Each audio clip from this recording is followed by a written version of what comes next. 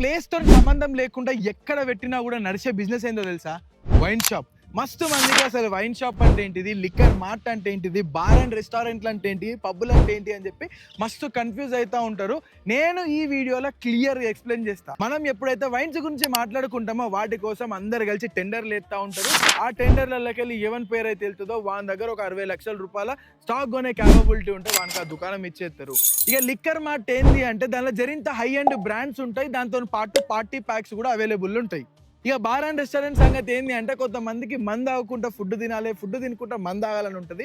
So ఇట్లాంటి వాళ్ళ కోసము స్పెషల్ లైసెన్స్లతోని బార్లకు పర్మిషన్ అయితే ఇస్తారు. సో ఇక మనం పబ్బు ముచ్చటకి వచ్చినాం అనుకో, అది జరింత ప్రీమియం సెగ్మెంట్ అన్నట్టు. ఇక్కడ రూపాయికి దొరికేది అక్కడ ₹2 పెట్టి కొనుక్కోవాలి. ఇక ఈ గవర్నమెంట్ వాటికి లైసెన్స్ ఇచ్చేది కూడా ఎక్సైజ్ ఎక్కువ చార్జెస్ వసూలు చేయొచ్చు అని చెప్పి ఇస్తా ఉంటుంది. దాంతో పాటు వాళ్ళు సొంత బీర్స్ కూడా తయారు చేసుకుంటా ఉంటారు. అండ్ వీటన్నిటితో పాటు ఇంకో కిరాక్ బిజినెస్ ఇల్లనే ఉంటుంది. వైన్స్ లో పక్కకు ఉండే పర్మిట్ రూమ్లు, దాని టెండర్ దాని కథ కూడా అలక్సే ఉంటుంది. వీటి గురించి ఇన్ డీటెయిల్డ్ గా ఏ బిజినెస్ కి ఎంత ఇన్వెస్ట్మెంట్ అవుతుంది, ఆ బిజినెస్ మనం ఎట్లా ఎస్టాబ్లిష్ చేయాలి, దాన్ని ఎట్లా రన్ చేయాలి, వీటి గురించి క్లియర్ గా తెలవాలి అంటే కింద మోర్ అని చెప్పి కమెంట్ చేయండి. ఖచ్చితంగా long form video in detail గా తీస్తా.